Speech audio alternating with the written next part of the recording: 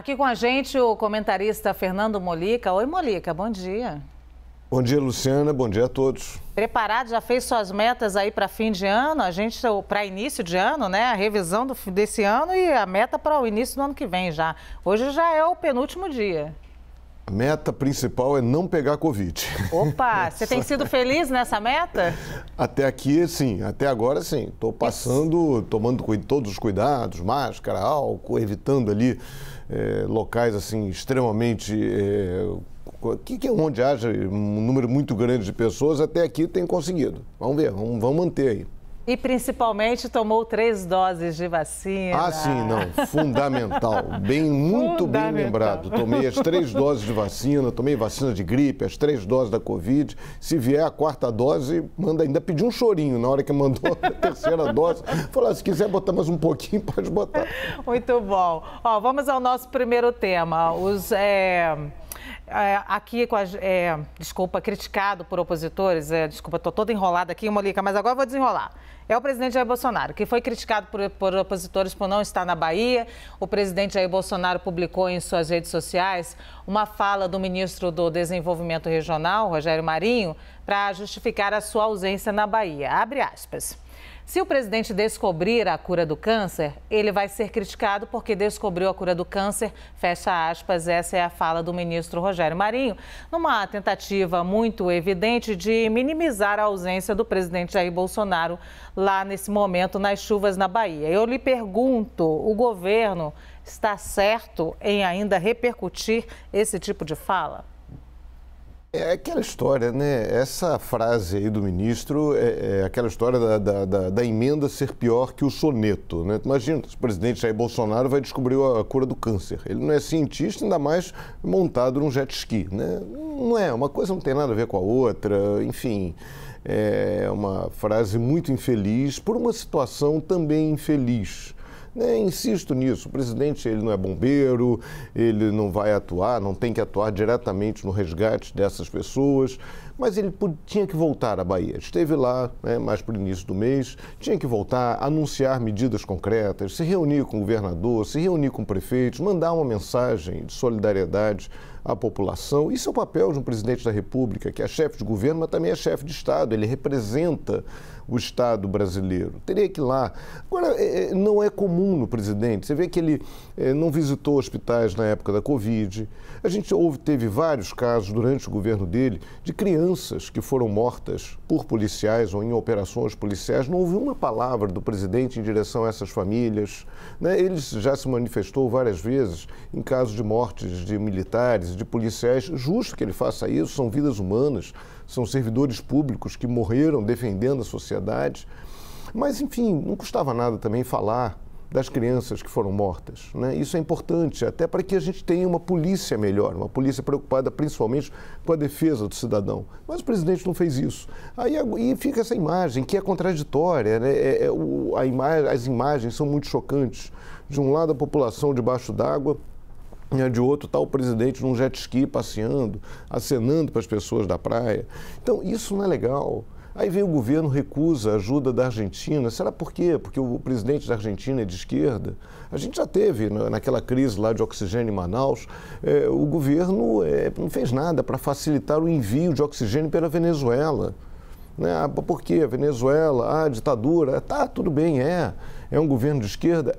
Mas naquele momento as pessoas que estão sem ar, ou as pessoas que estavam sem ar lá em Manaus, e as pessoas que estão debaixo d'água na Bahia, não são de esquerda, não são de direita, isso não é importante. Importante é você manifestar solidariedade e tomar medidas concretas. E mais, era preciso, neste momento, o governo está preparando 22, tem que socorrer as vítimas agora em 2021, mas pensar no futuro. Que obras podem ser feitas não apenas para reconstruir o que foi destruído, mas o que pode ser feito para tentar minimizar novas tragédias. Obras que causam impacto ambiental, obras que têm que ser construídas, outras que têm que ser destruídas. Pensar na agenda ambiental. Essa ideia que o governo tanto despreza, a ideia do aquecimento global, até que ponto isso está influenciando nessa mudança tão radical do clima. Enfim, era preciso governar. Governar envolve todas essas coisas, cuidar do presente, pensar no futuro e principalmente manifestar esse carinho, essa solidariedade. Luciana. Tem um simbolismo, né, Molica, a presença do presidente nesses espaços. Ele tem dado a assistência através dos seus ministros, a gente tem que dizer isso, mas tem um simbolismo a presença do presidente nesses espaços e a gente tem visto agora que as chuvas estão atingindo Minas Gerais com muita força, já é um governo mais aliado ao presidente. A gente estava falando da Bahia, de um governador que é do PT.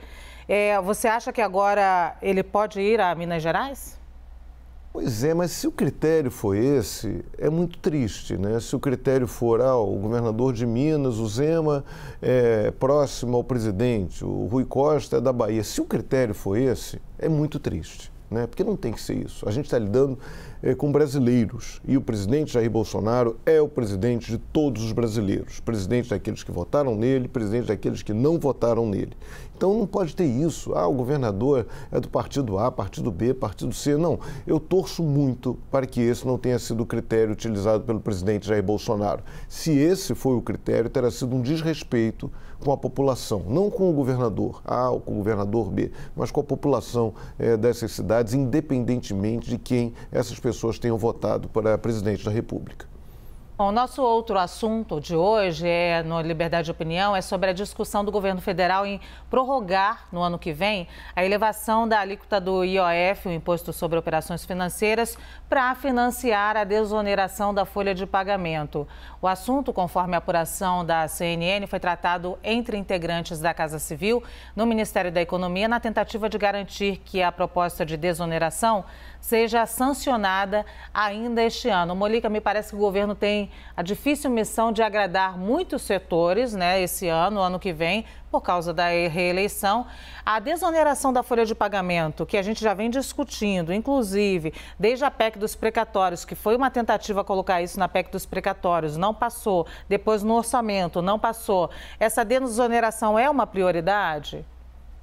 Primeiro, a questão do improviso, né? Mais uma vez, uma medida tomada na correria, uma medida agora estudada, né? Ainda não foi tomada, mas pensada na correria, no improviso. De onde que a gente consegue dinheiro para isso? Faz isso, aumenta o imposto, tira daqui, bota dali, tudo na correria. E essa desoneração da folha, basicamente, o que é isso? Empresas de 17 setores são beneficiadas, desde o governo Dilma, são beneficiadas com uma mudança. Ao invés de elas contribuírem para a Previdência com base na folha salarial, elas contribuem com um percentual aí de 1%, de 1 a 4,5% do seu faturamento. Então, há uma mudança, elas pagam menos impostos. Isso vem desde o governo Dilma, teria que acabar agora. Mas isso está previsto há 10 anos, que ia acabar agora. O governo, quando assumiu, sabia disso. Então vamos discutir, é preciso, é realmente necessário manter essa desoneração? Isso é realmente fundamental para a vida das empresas? E por que 17 setores? Por que não 18? Por que não 15? Por que não 10? E principalmente, por que não uma reforma tributária?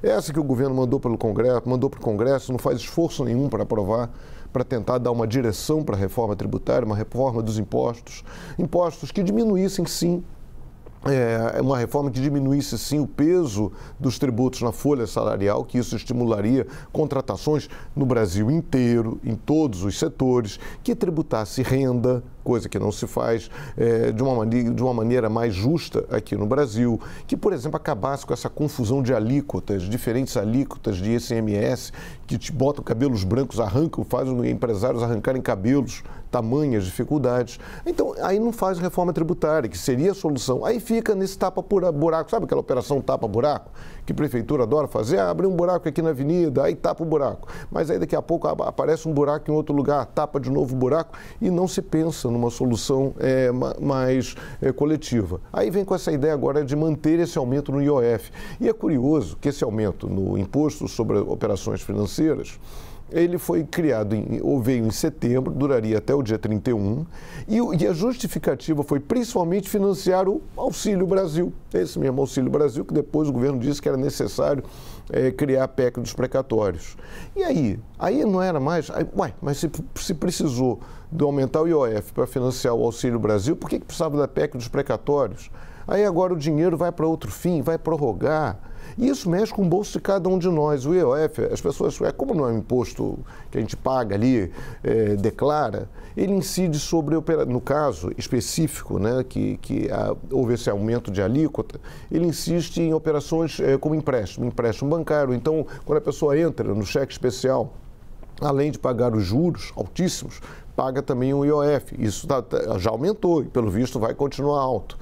Quando a pessoa faz o cartão de crédito, não paga a fatura inteira, faz um financiamento, além de pagar os juros desse financiamento, paga um IOF, porque, na lógica do governo, é como se a pessoa tivesse contratado uma operação de empréstimo. Então, esse é dinheiro que sai do nosso bolso. Então, tudo bem, é isso. Tem que fazer? Tem, não tem? Mas vamos discutir isso com calma. Isso aí estava previsto, isso não é uma emergência. Isso aí não é uma chuva que caiu, de repente, no fim do ano. Era algo previsto há muito tempo. Bom, pelas empresas, o pano de fundo dessa discussão é a manutenção dos empregos. Mas sobre a discussão do IOF, isso atinge em cheio, especialmente a classe média, né, que utiliza cartão de crédito e juro de cheque especial, que tem sido atingida em cheio também pela inflação.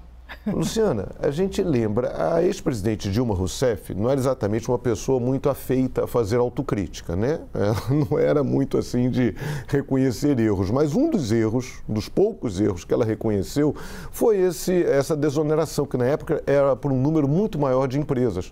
Então ela disse, olha, a gente fez isso para tentar estimular empregos, para aumentar o número de empregos, né? Não era nem para manter, era para aumentar. Isso não aconteceu e as empresas, são frases dela, Dilma, depois do impeachment, as empresas aproveitaram esse dinheiro como lucro. Então, é necessário mesmo? Talvez seja, não sei, seria irresponsabilidade minha dizer que é necessário ou não é necessário. Agora, o que é necessário é a gente dar um jeito. Na bagunça tributária no Brasil, o imposto no Brasil é muito injusto, ele é um imposto que, de um modo geral, pune os mais pobres. Quando você vai comprar qualquer coisa, comprar uma gravata, o preço do imposto que está na gravata é o mesmo para o pobre e para o rico. Então, isso deveria... O Brasil taxa muito consumo, deveria taxar mais a renda, que é algo socialmente mais justo. Então, o ideal era fazer uma coisa geral e não ficar fazendo operação tapa-buraco. Como, mais uma vez, pelo visto, teremos mais uma edição da tapa-buraco. O nosso próximo assunto é a Omicron. O mundo voltou a registrar pela segunda vez mais de 1 milhão de casos confirmados de Covid-19. E a OMS fez um alerta. Em função da variante Omicron, os sistemas de saúde estão à beira do colapso. Veja o que disse o diretor-geral da Organização Mundial da Saúde, Tedros Adhanom. This virus will continue to evolve and threaten our health system if we don't improve the collective response.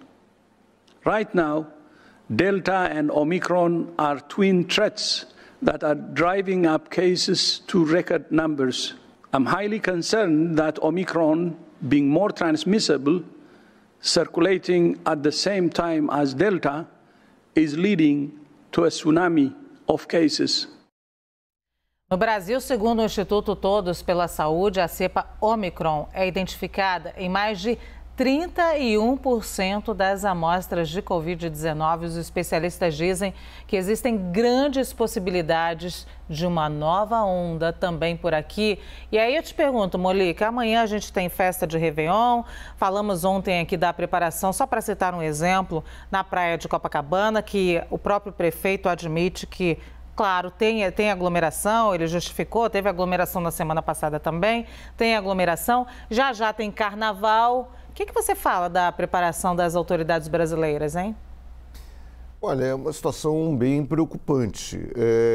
A gente vê as estatísticas, né, um aumento de casos aqui no Brasil. A gente vê nas relações pessoais, né? Mais uma vez, amigos meus voltaram a contrair a Covid. Você vê celebridades, né? O Caetano Veloso, pessoas mais famosas. Então, começam a surgir novos casos, uma diminuição. Havia uma diminuição e agora volta a aumentar. Então, isso é preocupante. Então, a gente não sabe bem essa questão da Omicron. Em tese, ela é mais transmissível, mas é menos letal. Mas será? Isso não está definido. Então tem que tomar cuidado. Essas festas foram mantidas, isso é muito perigoso, até porque a gente tem o carnaval logo ali na frente e a gente está tendo liberação dos teatros, dos cinemas, as pessoas são exigidas, né? As pessoas são obrigadas a apresentar certificado de vacinação. Ontem eu estive num bar e me foi pedido, era um bar ao ar livre, achei ótimo, agradecia a moça lá que pediu meu certificado de vacina, mas tem que ter cuidado, tem que usar máscara de vacinação, né? O diretor da OMS falou em tsunami de casos, era para a gente ter um tsunami de vacinas. Muita gente tomou a primeira dose e não voltou para tomar a segunda dose, até porque como houve uma diminuição de casos, há naturalmente um relaxamento. A gente não vê uma campanha, né, do governo estimulando a vacinação e tem essa doideira em relação à vacinação das crianças. Isso tinha que ser aproveitado, isso não é vacina experimental, isso não é vacina que tem contraindicações, é uma vacina liberada nos países mais importantes do mundo, que estão aproveitando até férias escolares, e as nossas férias aqui, férias de verão, né, as férias maiores, né, lá no hemisfério norte são ali em julho e agosto, a gente tinha que estar aproveitando as férias para vacinar essas crianças, para proteger essas crianças e também impedir que elas sejam agentes de contaminação. Então vamos fazer a nossa parte. A gente está num inimigo que é um inimigo muito forte, um inimigo desconhecido, mas temos algumas armas. Temos armas aí, a prevenção, máscara, evitar uma multidão e temos vacina. Então temos que vacinar todo mundo. Isso não tem que ficar ali, fazer consulta, fazer isso, fazer aquilo. Não, é consulta, seguir o Estatuto da Criança e do Adolescente, que determina a obrigatoriedade de vacinação de crianças com vacinas que sejam recomendadas pela autoridade sanitária. Basta seguir a lei. Vamos fazer a nossa parte, né? O inimigo, a gente não pode facilitar a vida do inimigo. Né? Não dá para ficar. Se a gente tem uma defesa, tem o meio-campo, tem o ataque, vamos jogar o nosso time direitinho. O time deles o vírus, é um inimigo muito forte, é um adversário muito forte. Vamos entrar em campo direitinho, bonitinho, seguindo as instruções do técnico e fazendo um bom jogo para tentar, pelo menos, diminuir o tamanho dessa tragédia. Fernando Molica, te encontro aqui amanhã, véspera de Réveillon? Isso, amanhã vamos desejar o Feliz Ano Novo para todo mundo. Por enquanto, bom dia para todo mundo. Vai estar Feliz Ano Novo perto lá na Austrália, hein, Molica? Então tá bom, a gente se fala aqui amanhã de manhã de novo, se protege, carrega um guarda-chuva porque vai chover no Rio de Janeiro, tá? Obrigada. Tá certo. Tchau.